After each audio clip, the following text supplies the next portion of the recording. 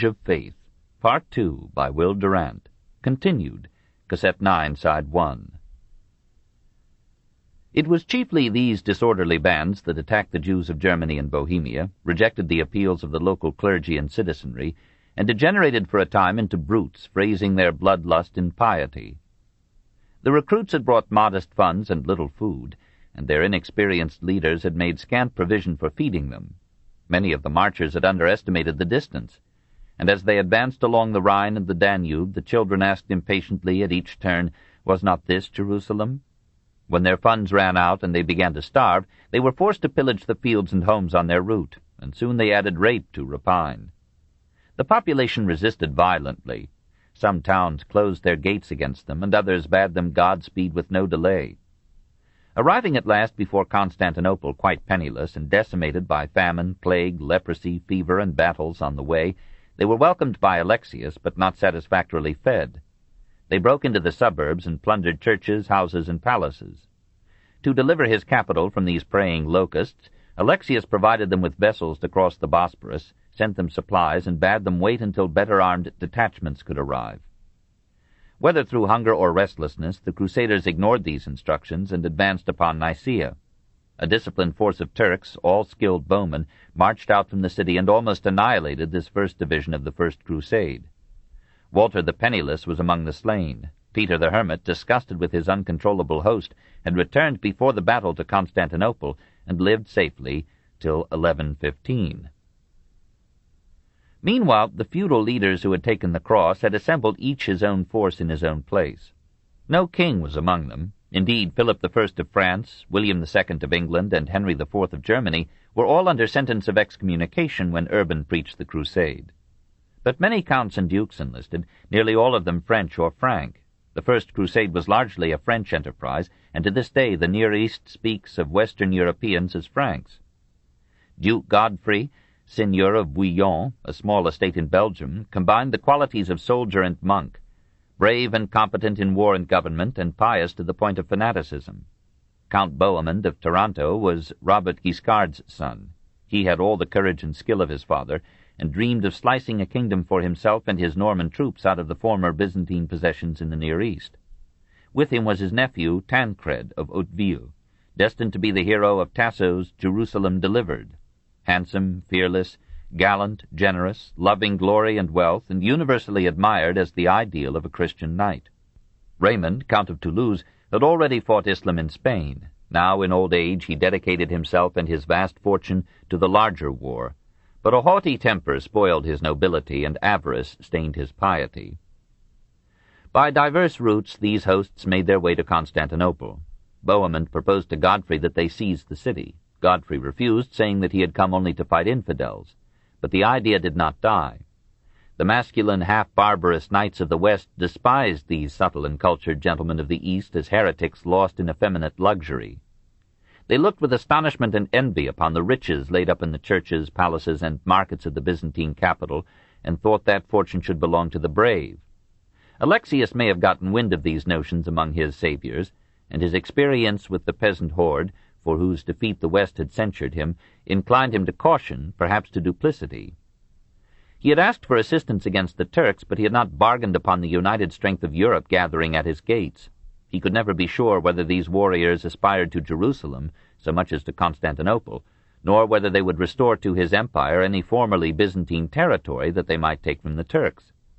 He offered the Crusaders provisions, subsidies, transport, military aid, and, for the leaders, handsome bribes. In return, he asked that the nobles should swear allegiance to him as their feudal sovereign. Any lands taken by them were to be held in fealty to him. The nobles, softened with silver, swore. Early in 1097 the armies, totaling some 30,000 men, still under divided leadership, crossed the straits. Luckily, the Moslems were even more divided than the Christians. Not only was Moslem power in Spain spent, and in northern Africa rent with religious faction, but in the east the Fatimid caliphs of Egypt held southern Syria, while their foes, the Seljuk Turks, held northern Syria and most of Asia Minor. Armenia rebelled against its Seljuk conquerors and allied itself with the Franks.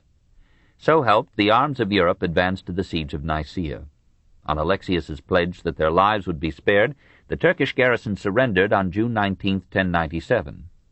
The Greek emperor raised the imperial flag over the citadel, protected the city from indiscriminate pillage, and appeased the feudal leaders with substantial gifts. But the Christian soldiery complained that Alexius was in league with the Turks. After a week's rest, the Crusaders set out for Antioch. They met a Turkish army under Kilij Arslan near Derilium, won a bloody battle on July 1, 1097, and marched through Asia Minor with no other enemies than a shortage of water and food, and a degree of heat for which the western blood was unprepared. Men, women, horses, and dogs died of thirst on that bitter march of 500 miles. Crossing the Taurus, some nobles separated their forces from the main army to make private conquests. Raymond, Bohemond, and Godfrey in Armenia, Tancred and Baldwin, brother of Godfrey, in Edessa. There Baldwin, by strategy and treachery, founded the first Latin principality in the east, in 1098. The mass of the Crusaders complained ominously at these delays. The nobles returned, and the advance to Antioch was resumed. Antioch, described by the chronicler of the Gesta Francorum as a city extremely beautiful, distinguished, and delightful, resisted siege for 8 months. Many Crusaders died from exposure to the cold winter rains or from hunger. Some found a novel nourishment by chewing the sweet reeds called sukra, from the Arabic sukar. Now for the first time the Franks tasted sugar and learned how it was pressed from cultivated herbs. Prostitutes provided more dangerous sweets. An amiable archdeacon was slain by the Turks as he reclined in an orchard with his Syrian concubine. In May 1098, word came that a great Moslem army was approaching under Carboga, prince of Mosul. Antioch fell on June 3, 1098, a few days before this army arrived. Many of the Crusaders, fearing that Carboga could not be withstood, boarded ships on the Orontes and fled. Alexius, advancing with a Greek force, was misled by deserters into believing that the Christians had already been defeated. He turned back to protect Asia Minor and was never forgiven. To restore courage to the Crusaders, Peter Bartholomew, a priest from Marseille, pretended to have found the spear that had pierced the side of Christ. When the Christians marched out to battle, the lance was carried aloft as a sacred standard. And 3 knights, robed in white, issued from the hills at the call of the papal legate Adhemar, who proclaimed them to be the martyrs Saint Maurice, Saint Theodore, and Saint George. So inspired, and under the united command of Bohemond, the Crusaders achieved a decisive victory. Bartholomew, accused of a pious fraud, offered to undergo the ordeal of fire as a test of his veracity. He ran through a gauntlet of burning faggots and emerged apparently safe, but he died of burns or an overstrained heart on the following day, and the Holy Lance was withdrawn from the standards of the host. Bohemond became by grateful consent Prince of Antioch. Formally he held the region in fief to Alexius. Actually he ruled it as an independent sovereign. The chieftains claimed that Alexius's failure to come to their aid released them from their vows of allegiance. After spending 6 months in refreshing and reorganizing their weakened forces, they led their armies toward Jerusalem. At last, on June 7, 1099, after a campaign of 3 years, the Crusaders, reduced to 12,000 combatants, stood in exultation and fatigue before the walls of Jerusalem. By the humor of history, the Turks whom they had come to fight had been expelled from the city by the Fatimids a year before. The Caliph offered peace on terms of guaranteed safety for Christian pilgrims and worshippers in Jerusalem, but Bohemond and Godfrey demanded unconditional surrender. The Fatimid garrison of 1,000 men resisted for 40 days. On July 15th, Godfrey and Tancred led their followers over the walls, and the Crusaders knew the ecstasy of a high purpose accomplished after heroic suffering. Then, reports the priestly eyewitness Raymond of Agile, wonderful things were to be seen. Numbers of the Saracens were beheaded, others were shot with arrows or forced to jump from the towers. Others were tortured for several days and then burned in flames. In the streets were seen piles of heads and hands and feet. One rode about everywhere amid the corpses of men and horses. Other contemporaries contribute details. Women were stabbed to death, suckling babes were snatched by the leg from their mothers' breasts and flung over the walls, or had their necks broken by being dashed against posts. And 70,000 Moslems remaining in the city were slaughtered.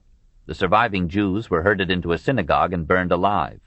The victors flocked to the Church of the Holy Sepulchre, whose grotto they believed had once held the crucified Christ. There, embracing one another, they wept with joy and release and thanked the God of mercies for their victory. 3. The Latin Kingdom of Jerusalem, 1099 to 1143. Godfrey of Bouillon, whose exceptional integrity had finally won recognition, was chosen to rule Jerusalem and its environs under the modest title of Defender of the Holy Sepulchre. Here, where Byzantine rule had ceased 465 years before, no pretense was made of subordination to Alexius. The Latin kingdom of Jerusalem became at once a sovereign state. The Greek Church was disestablished, its patriarch fled to Cyprus, and the parishes of the new kingdom accepted the Latin liturgy, an Italian primate, and papal rule. The price of sovereignty is the capacity for self-defense. 2 weeks after the Great Liberation, an Egyptian army came up to Ascalon to re-liberate the city holy for too many faiths. Godfrey defeated it, but a year later he died in 1100. His less able brother, Baldwin I, from 1100 to 1118, took the loftier title of king. Under King Fulk, Count of Anjou, 1131 to 1143, the new state included most of Palestine and Syria, but the Muslims still held Aleppo, Damascus, and Emesa. The kingdom was divided into 4 feudal principalities, centering respectively at Jerusalem, Antioch, Edessa, and Tripolis. Each of the 4 was parceled into practically independent fiefs, whose jealous lords made war, coined money, and otherwise aped sovereignty. The king was elected by the barons and was checked by an ecclesiastical hierarchy subject only to the pope. He was further weakened by ceding the control of several ports, Jaffa, Tyre, Acre, Beirut, Ascalon, to Venice, Pisa, or Genoa as the price of naval aid and seaborne supplies. The structure and law of the kingdom were formulated in the Assizes of Jerusalem, one of the most logical and ruthless codifications of feudal government.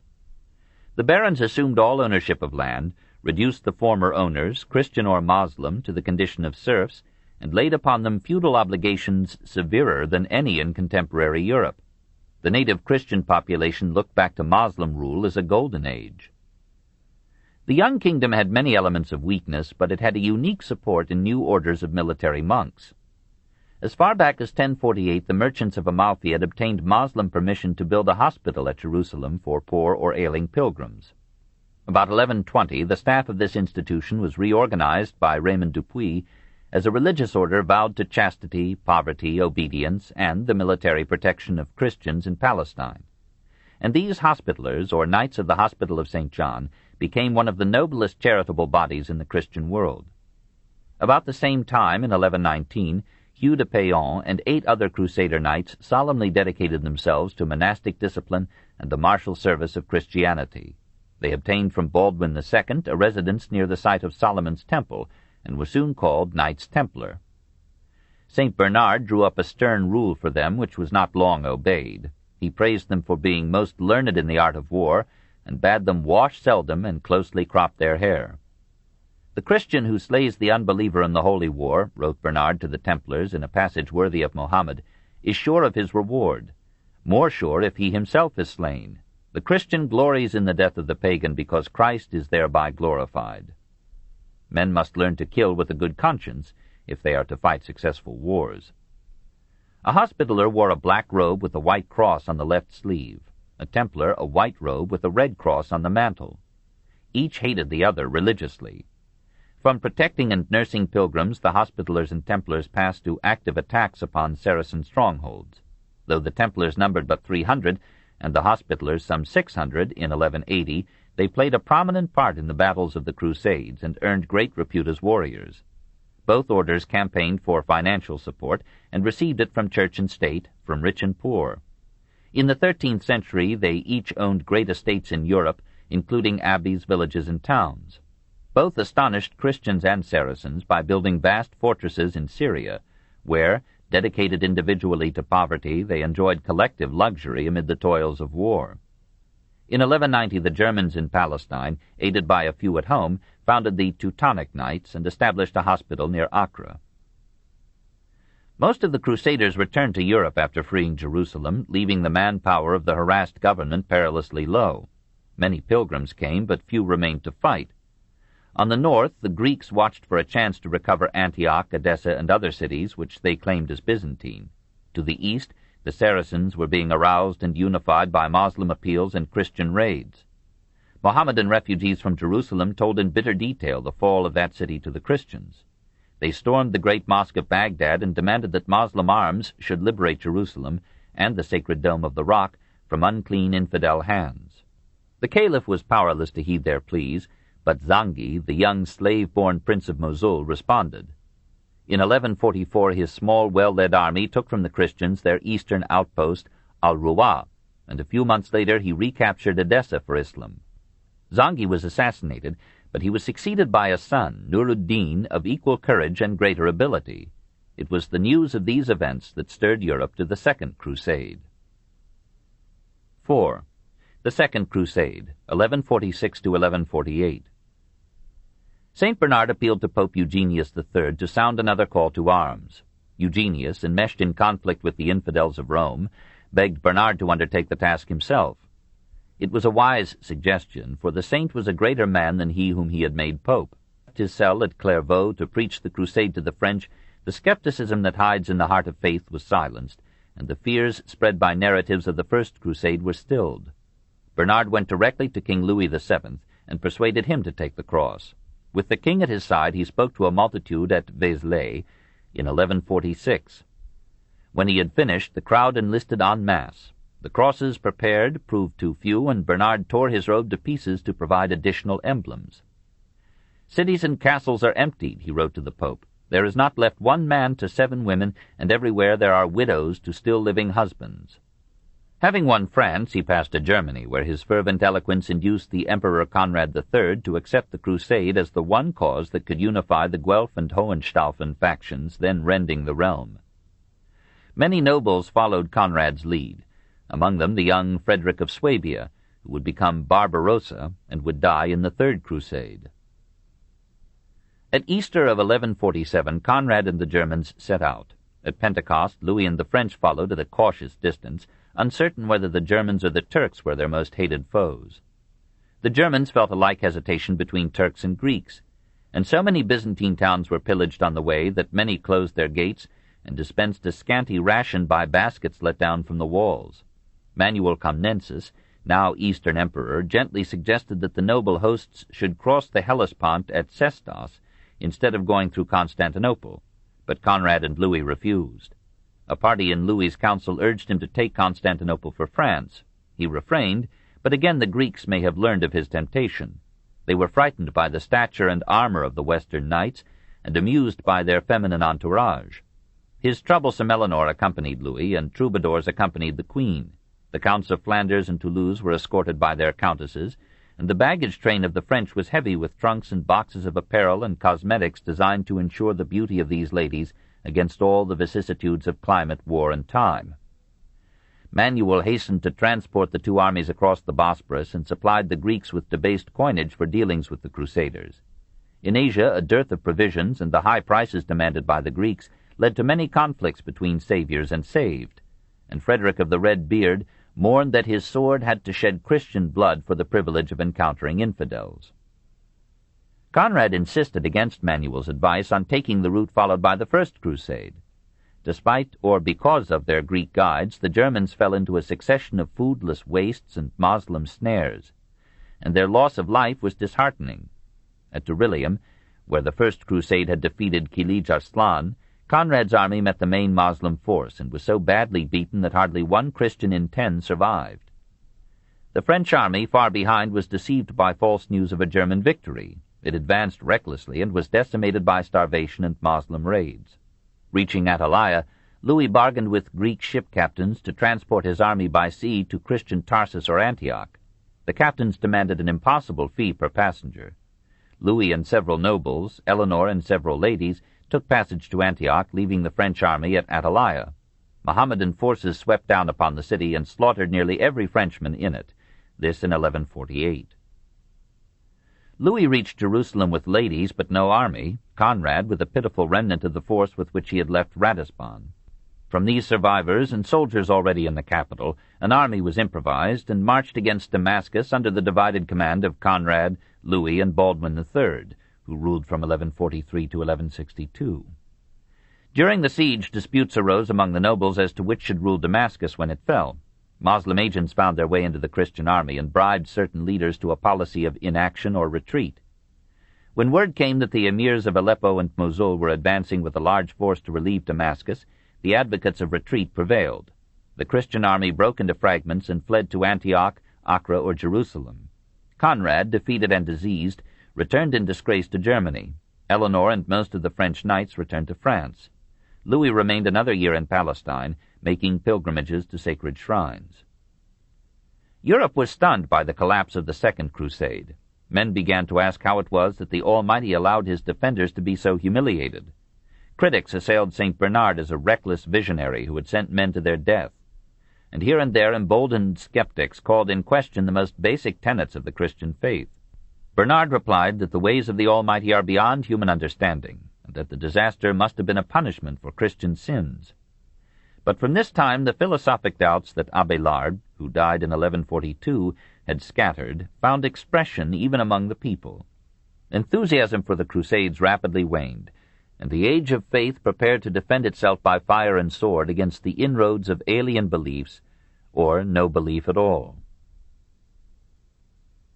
5. Saladin. Meanwhile, a strange new civilization had developed in Christian Syria and Palestine. The Europeans, who had settled there since 1099, gradually adopted the Near Eastern garb of wound headdress and flowing robe as suited to a climate of sun and sand. As they became more familiar with the Moslems living in the kingdom, mutual unfamiliarity and hostility decreased. Moslem merchants freely entered Christian settlements and sold their wares. Moslem and Jewish physicians were preferred by Christian patients. Moslem worship in mosques was permitted by the Christian clergy, and the Quran was taught in Moslem schools in Christian Antioch and Tripolis. Safe conducts for travelers and traders were exchanged between Christian and Moslem states. As only a few Christian wives had come with the Crusaders, many Christian settlers married Syrian women. Soon their mixed offspring constituted a large element of the population. Arabic became the daily speech of all commoners. Christian princes made alliances with Moslem emirs against Christian rivals, and Moslem emirs sometimes asked the aid of the polytheists in diplomacy or war. Personal friendships developed between Christians and Mohammedans. Ibn Jubayr, who toured Christian Syria in 1183, described his fellow Moslems there as prosperous and as well treated by the Franks.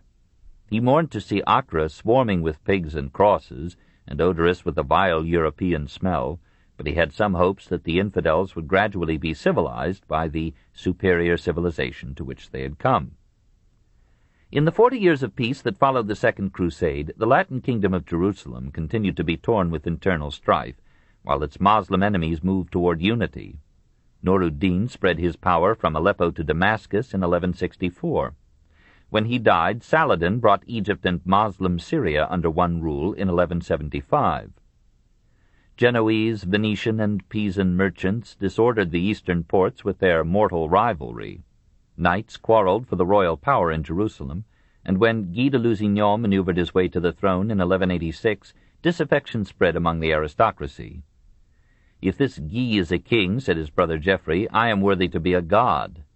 Reginald of Chatillon made himself sovereign in the great castle of Karak beyond the Jordan, near the Arabian frontier, and repeatedly violated the truce arranged between the Latin king and Saladin. He announced his intention to invade Arabia, destroy the tomb of the accursed camel-driver at Medina, and smash the Kaaba at Mecca in fragments to the ground. His small force of knightly adventurers sailed down the Red Sea, landed at El Haura, and marched to Medina. They were surprised by an Egyptian detachment, and all were cut down except a few who escaped with Reginald, and some prisoners who were taken to Mecca and slaughtered instead of goats at the annual pilgrimage sacrifice, this in 1183. Saladin had heretofore contented himself with minor forays against Palestine. Now, offended to the depths of his piety, he reformed the army that had won him Damascus, and met the forces of the Latin kingdom in an indecisive battle on the historic plain of Estra-Elan, this also in 1183. A few months later he attacked Reginald at Karak, but failed to enter the citadel. In 1185 he signed a 4-year truce with the Latin kingdom, but in 1186 Reginald, bored with peace, waylaid a Moslem caravan and took rich booty and several prisoners, including Saladin's sister. "Since they trusted in Mohammed," said Reginald, "let Mohammed come and save them." Mohammed did not come, but Saladin, infuriated, sounded the call for a holy war against the Christians, and swore to kill Reginald with his own hand. The crucial engagement of the Crusades was fought at Hittin, near Tiberias, on July 4, 1187. Saladin, familiar with the terrain, took up positions controlling all the wells. The heavily armored Christians, having marched across the plain in midsummer heat, entered battle gasping with thirst. Taking advantage of the wind, the Saracens started a brush fire whose smoke further harassed the Crusaders. In the blind confusion, the Frank footmen were separated from the cavalry and were cut down. The knights, fighting with desperation against weapons, smoke, and thirst, at last fell exhausted to the ground and were captured or slain. Apparently by Saladin's orders, no mercy was shown to Templars or Hospitallers. He directed that King Guy and Duke Reginald be brought before him. To the king he gave drink as a pledge of pardon. To Reginald he gave the choice of death or acknowledging Mohammed as a prophet of God.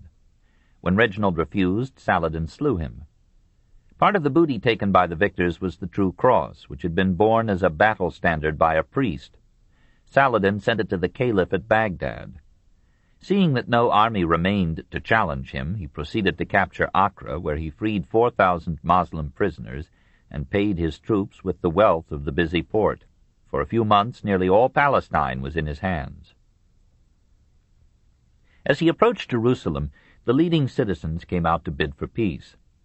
"I believe," he told them, "that Jerusalem is the home of God, as you also believe, and I will not willingly lay siege to it or put it to assault." He offered it freedom to fortify itself and to cultivate unhindered the land for 15 miles around, and promised to supply all deficiencies of money and food until Pentecost. If, when that day came, they saw hope of being rescued, they might keep the city and honorably resist him. If no such prospect appeared, they were to yield peaceably, and he would spare the lives and property of the Christian inhabitants. The delegates refused the offer, saying that they would never surrender the city where the Savior had died for mankind. The siege lasted only 12 days. When the city capitulated, Saladin required a ransom of 10 gold pieces, possibly around $47.50, for each man, 5 for each woman, 1 for each child. The poorest 7,000 were to be freed on the surrender of the 30,000 gold bezants, approximately $270,000, which had been sent to the Hospitallers by Henry II of England. These terms were accepted, says a Christian chronicler, with gratitude and lamentation. Perhaps some learned Christians compared these events of 1187 with those of 1099. Saladin's brother Aladil asked for the gift of 1,000 slaves from the still unransomed poor. It was granted, and he freed them. Balian, leader of the Christian resistance, asked a like boon, received it, and freed another 1,000. The Christian primate asked and received and did likewise. Then Saladin said, "My brother has made his alms, and the Patriarch and Balian have made theirs. Now I would make mine." And he freed all the old who could not pay. Apparently some 15,000 of the 60,000 captured Christians remained unransomed and became slaves. Among the ransomed were the wives and daughters of the nobles who had been killed or captured at Hittin. Softened by their tears, Saladin released to them such husbands and fathers, including King Guy, as could be found in Moslem captivity, and, relates Ernul, squire to Balian, to the dames and damsels whose lords were dead he distributed from his own treasure so much that they gave praise to God, and published abroad the kindness and honor that Saladin had done them. The freed king and nobles took an oath never to bear arms against him again. Safe in Christian Tripolis and Antioch, they were released by the sentence of the clergy from the enormity of their promise, and laid plans of vengeance against Saladin. The Sultan allowed the Jews to dwell again in Jerusalem, and gave Christians the right to enter, but unarmed. He assisted their pilgrimage and protected their security. The dome of the rock, which had been converted into a church, was purified from Christian taint by sprinkling with rosewater, and the golden cross that had surmounted the cupola was cast down amid Moslem cheers and Christian groans. Saladin led his wearied troops to the siege of Tyre, found it impregnable, dismissed most of his army, and retired ill and worn to Damascus in 1188, in the 50th year of his age. 6. The Third Crusade, 1189 to 1192. The retention of Tyre, Antioch, and Tripolis left the Christians some strands of hope. Italian fleets still controlled the Mediterranean and stood ready to carry fresh crusaders for a price. William, Archbishop of Tyre, returned to Europe and recounted to assemblies in Italy, France, and Germany the fall of Jerusalem. At Mainz, His appeal so moved Frederick Barbarossa that the great emperor, 67 years old, set out almost at once with his army in 1189, and all Christendom applauded him as the second Moses, who would open a way to the Promised Land. Crossing the Hellespont at Gallipoli, the new host on a new route repeated the errors and tragedies of the First Crusade. Turkish bands harassed its march and cut off its supplies. Hundreds starved to death. Frederick was drowned ignominiously in the little river of Salif, in Cilicia, in 1190. And only a fraction of his army survived to join in the siege of Acre. Richard I of the Lion Heart, recently crowned King of England at the age of 31, resolved to try his hand on the Moslems. Fearing French encroachment in his absence upon English possessions in France, he insisted that Philip Augustus should accompany him. The French king, a lad of 23, agreed, and the two youthful monarchs received the cross from William of Tyre in a moving ceremony at Vézelay. Richard's army of Normans, for few Englishmen took part in the Crusades, sailed from Marseille, Philip's army from Genoa, for a rendezvous in Sicily in 1190. There the kings quarreled and otherwise amused themselves for half a year. Tancred, king of Sicily, offended Richard, who seized Messina quicker than a priest could chant matins, and restored it for 40,000 ounces of gold. So solvent, he embarked his army for Palestine. Some of his ships were wrecked on the coast of Cyprus. The crews were imprisoned by the Greek governor. Richard paused for a moment, conquered Cyprus, and gave it to Guy de Lusignan, the homeless king of Jerusalem. He reached Acre in June of 1191, a year after leaving Vézelay. Philip had preceded him. The siege of Acre by the Christians had already lasted 19 months and had cost thousands of lives. A few weeks after Richard's arrival, the Saracens surrendered. The victors asked and were promised 200,000 gold pieces, or $950,000, 1,600 selected prisoners, and the restoration of the True Cross. Saladin confirmed the agreement, and the Moslem population of Acre, excepting the 1,600, were allowed to depart with such provisions as they could carry. Philip Augustus, ill with fever, returned to France, leaving behind him a French force of 10,500 men. Richard became sole leader of the Third Crusade. Now began a confused and unique campaign in which blows and battles alternated with compliments and courtesies, while the English king and the Kurd sultan illustrated some of the finest qualities of their civilizations and creeds. Neither was a saint.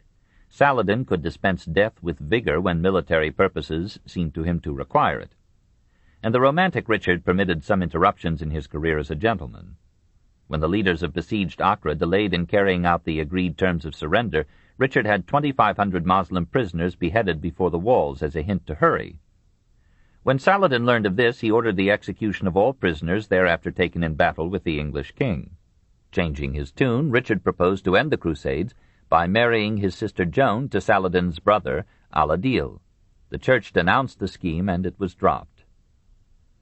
Knowing that Saladin would not stay quiet in defeat, Richard reorganized his forces and prepared to march 60 miles southward along the coast to relieve Jaffa, which, again in Christian hands, was under Moslem siege.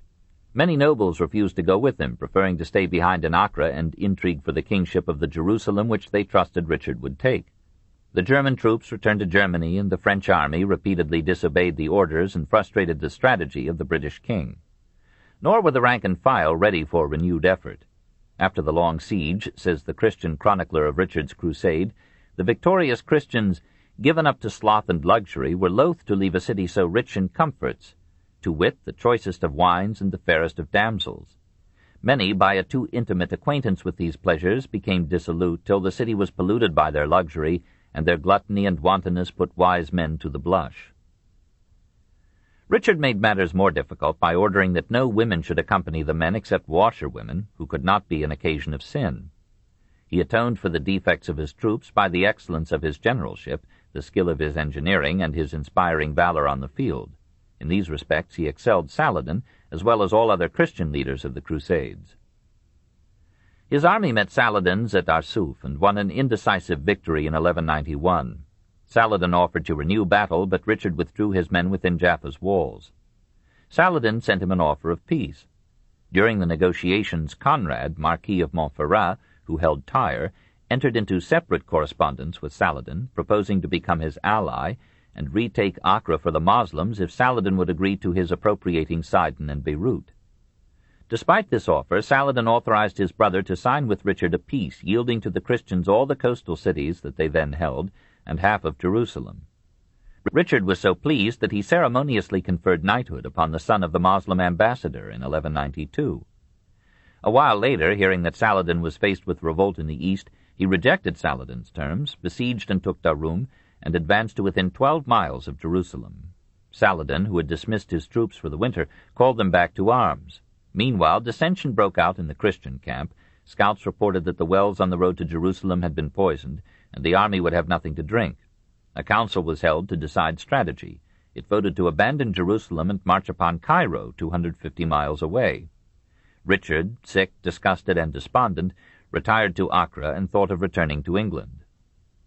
But when he heard that Saladin had again attacked Jaffa, and had taken it in 2 days, Richard's pride revived him. With such troops as he could muster, he sailed at once for Jaffa. Arrived in the harbor, he cried, "Perish the hindmost," and leaped to his waist into the sea. Swinging his famous Danish axe, he beat down all who resisted him, led his men into the city, and cleared it of Moslem soldiery almost before Saladin could learn what had occurred. This in 1192. The Sultan summoned his main army to his rescue. It far outnumbered Richard's 3,000, but the reckless courage of the king carried the day. Seeing Richard unmounted, Saladin sent him a charger, calling it a shame that so gallant a warrior should have to fight on foot. Saladin's soldiers soon had enough. They reproached him for having spared the Jaffa garrison, which was now fighting again. Finally, if we may believe the Christian account, Richard strode along the Saracen front, lance at rest, and none dared attack him. On the next day, fortune changed. Reinforcements reached Saladin, and Richard, sick again and unsupported by the knights at Acre and Tyre, once more sued for peace. In his fever he cried out for fruit and a cooling drink. Saladin sent him pears and peaches and snow, and his own physician. On September 2nd, 1192, the two heroes signed a peace for 3 years and partitioned Palestine. Richard was to keep all the coastal cities he had conquered, from Acre to Jaffa. Moslems and Christians were to pass freely into and from each other's territory, and pilgrims would be protected in Jerusalem, but that city was to remain in Moslem hands. Perhaps the Italian merchants, interested chiefly in controlling the ports, had persuaded Richard to yield the Holy City in return for the coastal area. The peace was celebrated with feasts and tournaments. God alone, says Richard's chronicler, knoweth the measureless delight of both peoples. For a moment men ceased to hate. Boarding his ship for England, Richard sent a last defiant note to Saladin, promising to return in 3 years and take Jerusalem. Saladin replied that if he must lose his land, he had liefer lose it to Richard than to any other man alive. Saladin's moderation, patience, and justice had defeated Richard's brilliance, courage, and military art. The relative unity and fidelity of the Moslem leaders had triumphed over the divisions and disloyalties of the feudal chiefs, and a short line of supplies behind the Saracens proved of greater advantage than Christian control of the seas. The Christian virtues and faults were better exemplified in the Moslem sultan than in the Christian king. Saladin was religious to the point of persecution, and allowed himself to be unreasonably bitter against the Templars and Hospitallers. Usually, however, he was gentle to the weak, merciful to the vanquished, and so superior to his enemies in faithfulness to his word that Christian chroniclers wondered how so wrong a theology could produce so fine a man. He treated his servants with gentleness, and himself heard all petitions. He esteemed money as little as dust, and left only 1 dinar in his personal treasury. Not long before his death he gave his son El-Zahir instructions that no Christian philosopher could surpass. "My son, I commend thee to the Most High God. Do his will, for that way lies peace. Abstain from shedding blood, for blood that is spilt never sleeps. Seek to win the hearts of thy people, and watch over their prosperity, for it is to secure their happiness that thou art appointed by God and me. Try to gain the hearts of thy ministers, nobles, and emirs. If I have become great, it is because I have won men's hearts by kindness and gentleness." He died in 1193, aged only 55. 7. The Fourth Crusade, 1202 to 1204.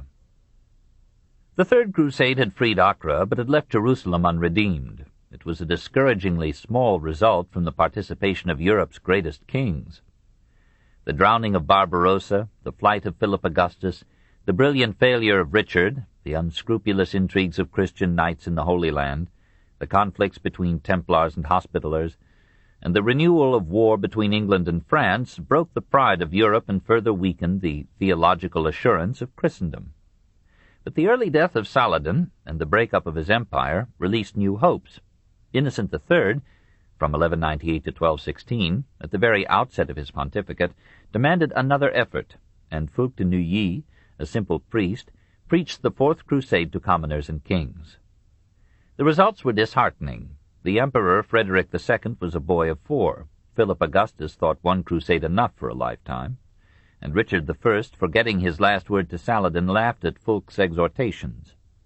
"You advise me," he said, "to dismiss my 3 daughters, pride, avarice, and incontinence. I bequeath them to the most deserving, my pride to the Templars, my avarice to the monks of Citeaux, my incontinence to the prelates." But Innocent persisted. He suggested that a campaign against Egypt could succeed through Italian control of the Mediterranean, and would offer a means of approaching Jerusalem from rich and fertile Egypt as a base. After much haggling, Venice agreed, in return for 85,000 marks of silver, or $8.5 million, to furnish shipping for 4,500 knights and horses, 9,000 squires, 20,000 infantry, and supplies for 9 months. It would also provide 50 war galleys, but on condition that half the spoils of conquest should go to the Venetian Republic. The Venetians, however, had no intention of attacking Egypt. They made millions annually by exporting timber, iron, and arms to Egypt and importing slaves. They did not propose to jeopardize this trade with war, or to share it with Pisa and Genoa. While negotiating with the Crusaders' Committee, they made a secret treaty with the Sultan of Egypt, guaranteeing that country against invasion. This in 1201.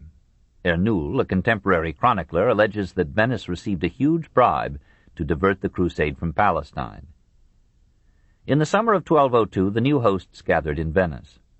There were Marquis Boniface of Montferrat, Count Louis of Blois, Count Baldwin of Flanders, Simon de Montfort of Albigensian fame, and among many other notables, Geoffroy de Villehardouin, 1160 to 1213, Marshal of Champagne, who would not only play a leading part in the diplomacy and campaigns of the crusade, but would enshrine its scandalous history in face-saving memoirs that marked the beginning of French prose literature.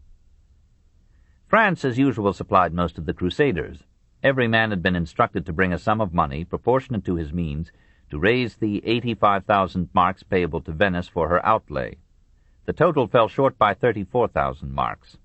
Thereupon Enrico Dandolo, the almost blind Doge of the Great Heart, with all the sanctity of his 94 years, proposed that the unpaid balance should be forgiven if the Crusaders would help Venice capture Zara.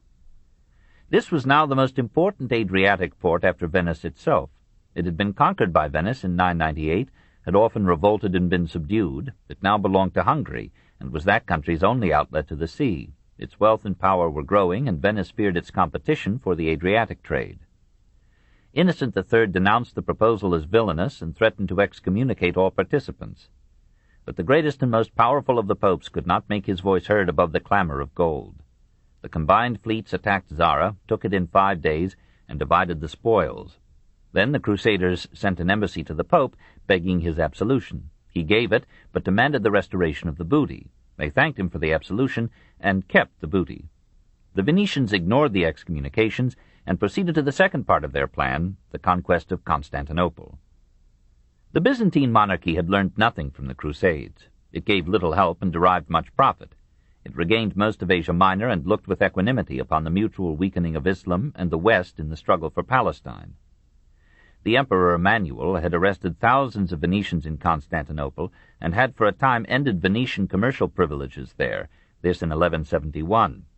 Isaac II Angelus, from 1185 to 1195, had not scrupled to ally himself with the Saracens. In 1195, Isaac was deposed, imprisoned, and blinded by his brother Alexius III. Isaac's son, another Alexius, fled to Germany.